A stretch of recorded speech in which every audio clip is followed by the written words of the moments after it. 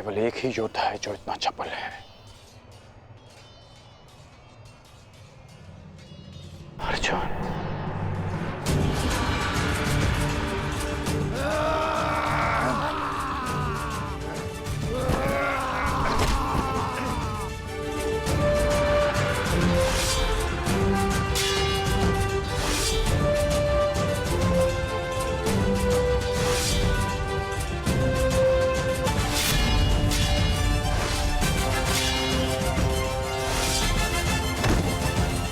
लाक्षागृह से जीवित बच निकले।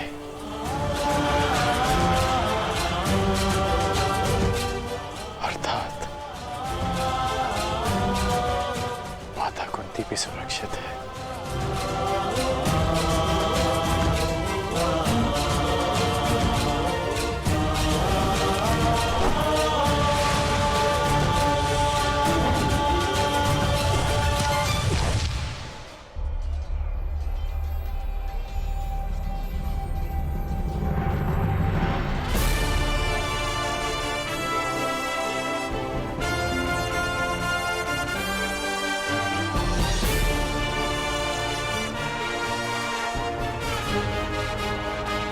मैं समझ गया हूं कि तुम एक महान योद्धा हो ब्राह्मण, और मैं ये भी जानता हूं कि तुम्हें इस युद्ध की आकांक्षा स्वयंवर में विजय की आकांक्षा से भी कहीं अधिक है। और आकांक्षा मेरी भी यही है कि ऐसे ही एक वीर से अपना अधूरा द्वंद्व पूर्ण करूं। परंतु वो अधूरा द्वंद्व युद्ध भूमि में पूर्ण होगा, किसी अभिमानी के स्वयंवर में नहीं। लंका का निवारण हो गया, अब इस युद्ध का कोई कारण शेष नहीं। मैं तुम्हारे उज्जवल भविष्य की कामना करते हुए इस युद्ध को यहीं समाप्त करता हूं। जाओ ब्राह्मण पुत्र, तुम्हारी माता तुम्हारी प्रतीक्षा कर रही हूं।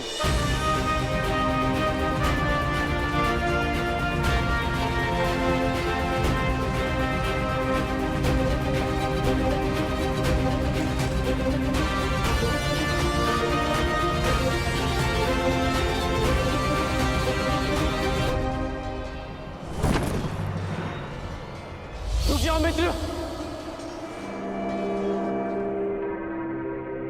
ये युद्ध यहीं समाप्त करो मित्र। विजेता को अपनी स्वयंवर आदर से ले जाने दो मित्र। नहीं मित्र, हम इन्हें मित्रों में वाद परिवाद नहीं होता। ये ब्राह्मण अपने उपहार का अधिकारी है।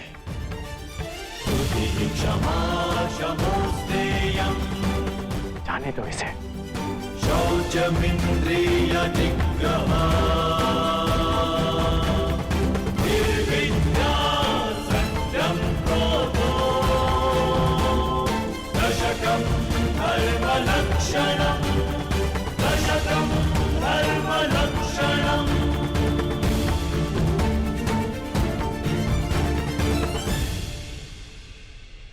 माता कुंती और पांडव जीवित हैं।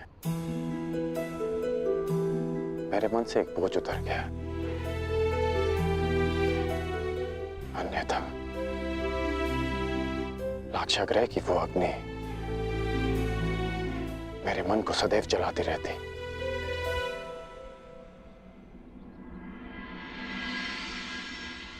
इसलिए आप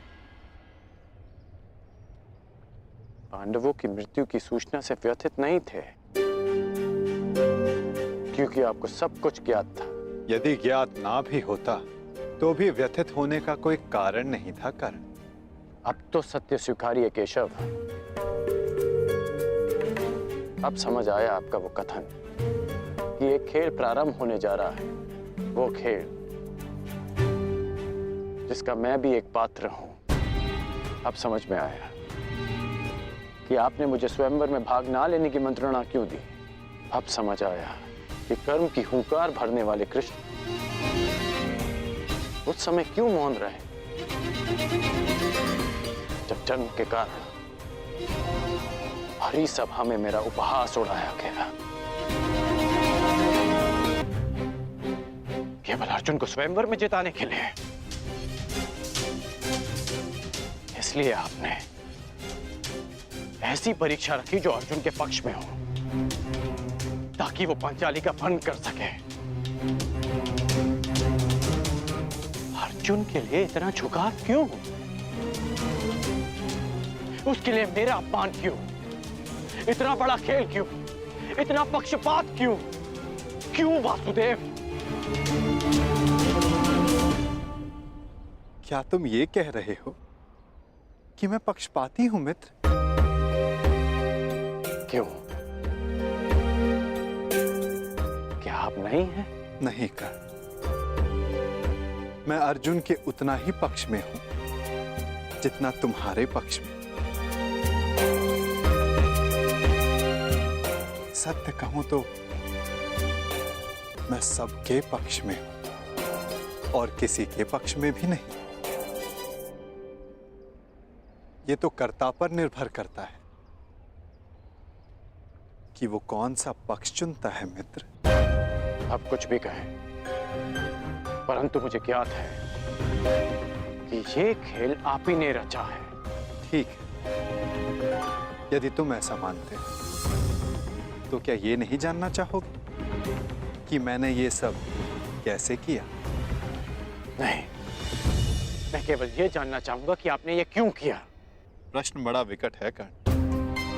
यदि विस्तार से इसका उत्तर दिया तो सुनने में तुम्हारा जीवन छोटा पड़ जाएगा, परंतु तुम्हारे शंका के निवारण के लिए मैं ऐसे संक्षिप्त में बताता हूं।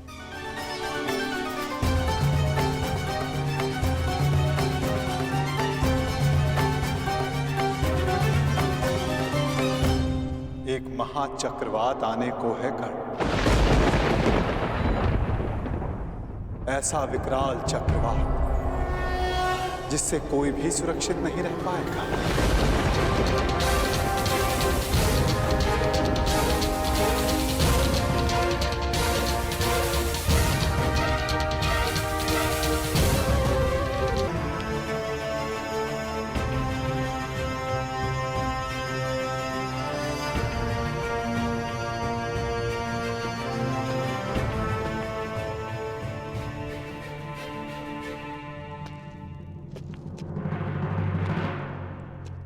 क्या सोच रहे हो मित्रों? क्या मुख लेके जाओगे अपने प्रजाजनों के सम्मुख? जब वो पूछेंगे कि स्वयंवर में क्या हुआ, तो ये गाथा बताओगे कि हम महाबली एक धनुष तक ना उठा सके और हमारी नाक के नीचे से भिक्षा पे जीवन व्यतीत करने वाला एक ब्राह्मण पांचाली को लेके चला गया। अगर पांचाली हमारी न हुई तो किसी की नहीं होगी। हम उस ब्राह्मण का वध कर देंगे। मुझे अनुभव हो रहा है कि शीघ्र ही यहाँ कुछ अशुभ घटित होने वाला है। अशुभ तो घटित हो चुका है मित्र। एक साधारण ब्राह्मण हम क्षत्रियों के माथे पे कलंक लगा गया,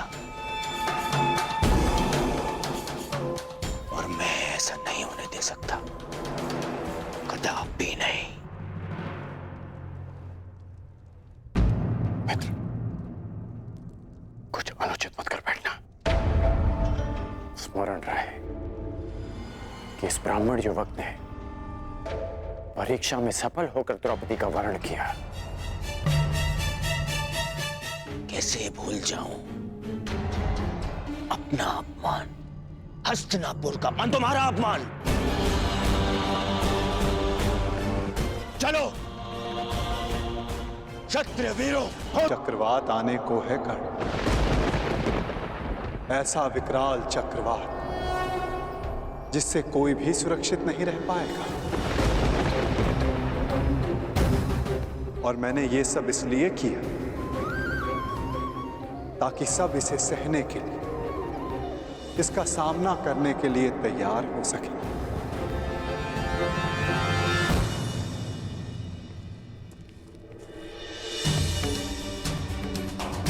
भ्राताश्री, अब हमारे पीछे कोई नहीं। परंतु हमें शीघ्र ही जाना होगा ना, माता प्रतीक्षा कर रही होंगी।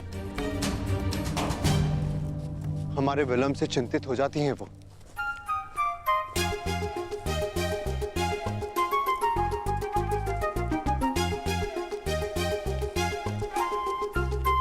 एक क्षण रुकिए आर्यपुत्र। सूर्यास्त हो चला है, आप तीनों ब्राह्मण संध्या वंदन नहीं करेंगे?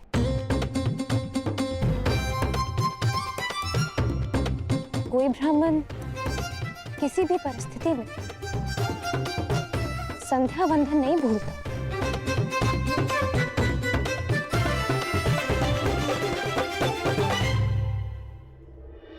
अपना परिचय दीजिए आर्यपुत्र, आपका गोत्र, आपका पंथ, आपका नाम क्या है? आपकी पत्नी जानना चाहती है धनुर्धारी।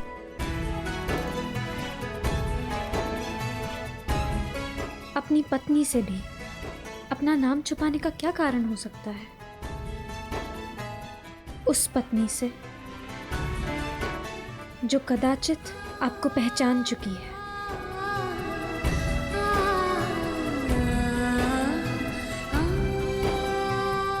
एक पत्नी होने के नाते आपका नाम लेना नीति सम्मत नहीं, परंतु आपकी आज्ञा हो तो क्या मैं आपका संभावित नाम ले सकती हूँ?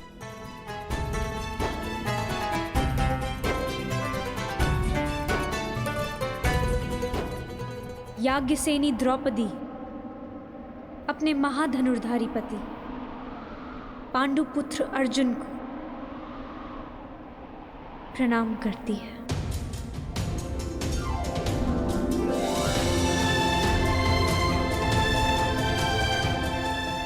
प्रणिपात आर्य अर्जुन।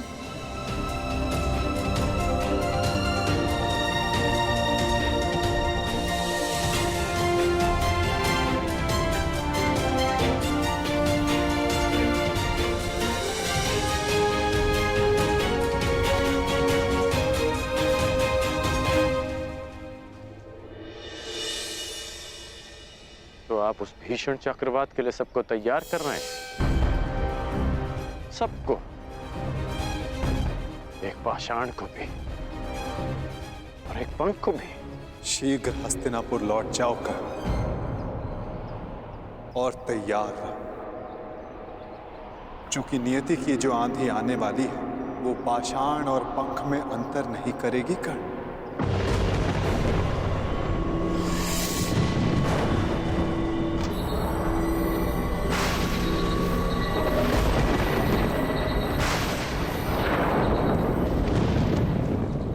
लगता है चक्रवात आने वाला है भ्राता।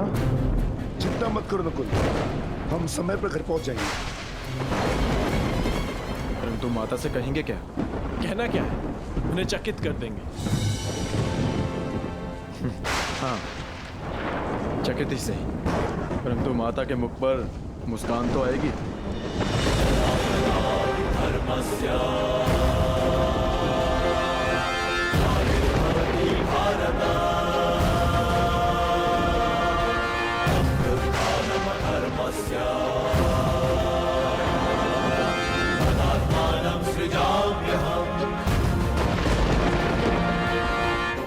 ऐसे भीषण चक्रवात पाषाण भी पंख बनकर उड़ जाता है कर्ण।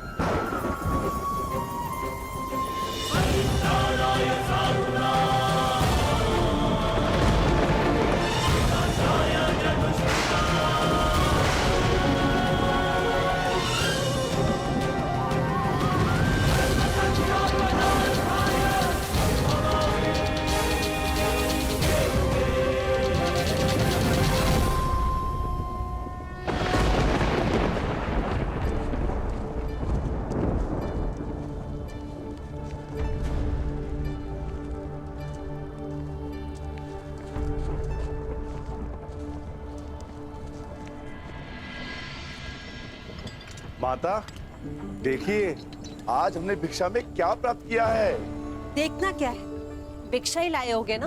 माता श्री, आपको देखना चाहिए, आप चकित रह जाएंगी। आ रही हूँ भीम। शीघ्रता कीजिए माता। ऐसी भी क्या शीघ्रता, जो भी लाए हो तुम पांचों भाई सदा की भांति उसे आपस में बांट लो।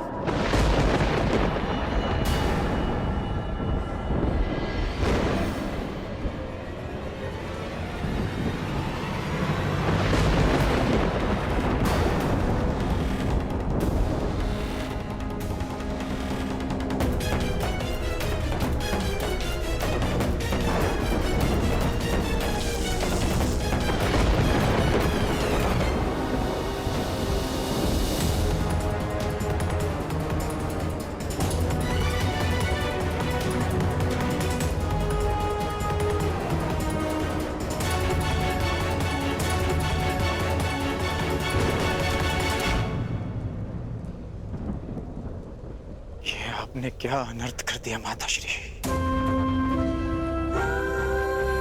पुत्र, मैंने जो कहा भूलवश कहा।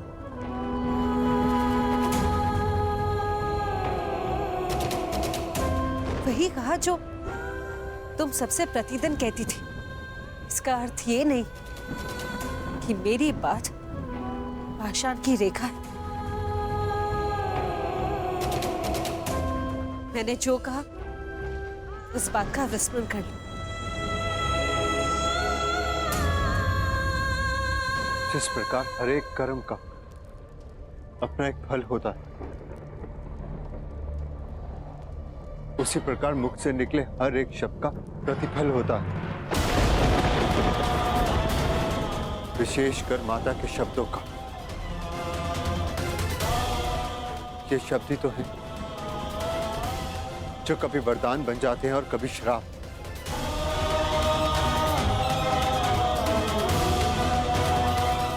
माता का वाग्दान माता की आज्ञा है, जो ना तो कभी भुलाया जा सकता है और ना लौटाया जा सकता है।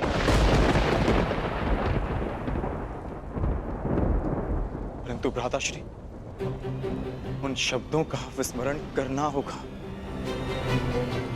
एक स्त्री 5 पुरुषों से विवाह कैसे कर सकती है? अद्भुत!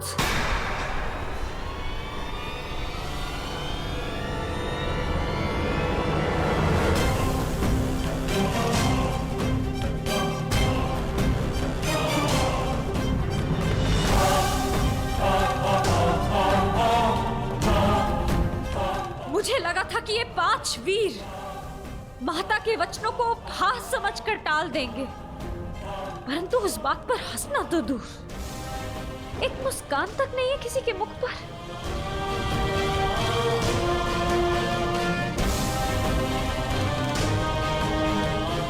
मुझे तो लगा था कि आप सब मुझे सांत्वना देंगे कि पांचाली, माताश्री ने भूलवश जो भी कहा उससे व्यथित ना हो, परंतु आप सब ये मंत्रणा कर रहे थे कि 5 पुरुष एक स्त्री से कैसे विवाह करेंगे।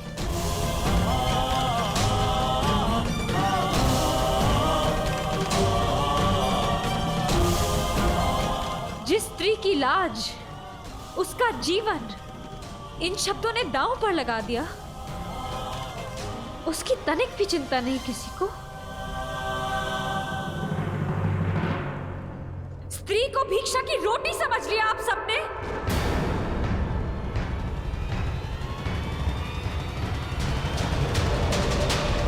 मैं क्षमा मांगती। नहीं माताश्री, आपने जो कहा वो भूलवश कहा, परंतु इन सब ने जानते समझते आपके साथ उपहास किया था। मेरी क्या भूल है माताश्री? ये 5 भाई ये विवाद कर रहे हैं कि मुझे कैसे बांटना है।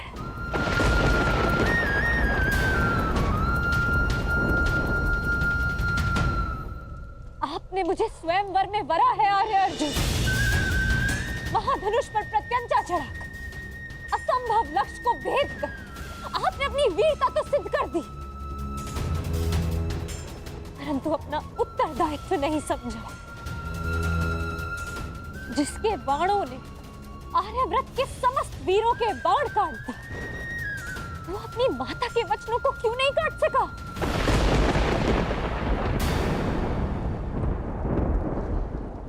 धर्मराज समझे जाने वाले प्रथम पांडव श्री, माता के वचन झूठे सिद्ध, इस अधर्म की व्याख्या आप कर बैठे, परंतु एक स्त्री के मान की रक्षा का धर्म वो नहीं सूझा आपको।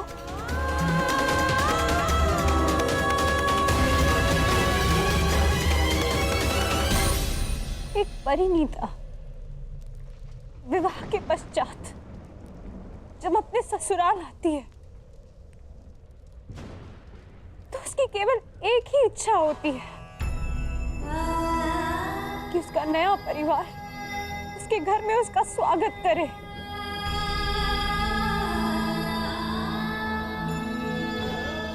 परंतु यहाँ मेरा बंटवारा करने पर विचार विमर्श कर रहे हैं आप सब, अपनी माता को चकित करने के प्रयास में।